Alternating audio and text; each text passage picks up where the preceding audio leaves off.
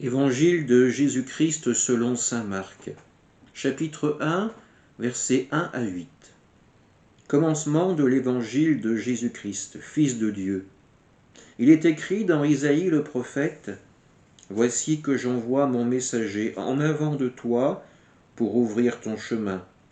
Voix de celui qui crie dans le désert. Préparez le chemin du Seigneur, rendez droits ses sentiers. » Alors Jean, celui qui baptisait, parut dans le désert. Il proclamait un baptême de conversion pour le pardon des péchés. Toute la Judée, tous les habitants de Jérusalem se rendaient auprès de lui, et ils étaient baptisés par lui dans le Jourdain, en reconnaissant publiquement leurs péchés. Jean était vêtu de poils de chameau, avec une ceinture de cuir autour des reins. Il se nourrissait de sauterelles et de miel sauvage. Il proclamait : « Voici venir derrière moi celui qui est plus fort que moi. Je ne suis pas digne de m'abaisser pour défaire la courroie de ses sandales.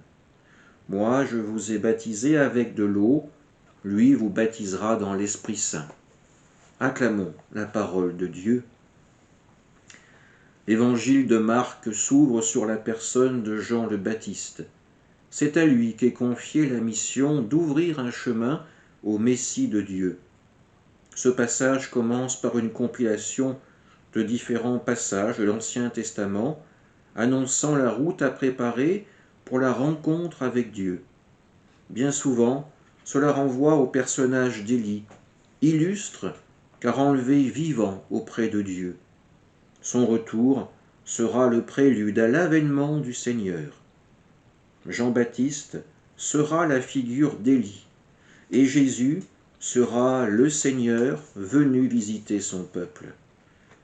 La figure de Jean le Baptiste peut nous surprendre. Il vit comme un ascète dans la solitude du désert. Sa tenue renvoie encore à celle d'Élie, mais elle n'est en rien somptueuse. Quant à sa nourriture, elle ne fait pas rêver non plus les gourmands qui sont dans l'attente du festin de Dieu. Et pourtant, la parole de Jean le Baptiste sera entendue. Proclamée dans le désert, elle touchera les cœurs, et les hommes, les femmes y répondront.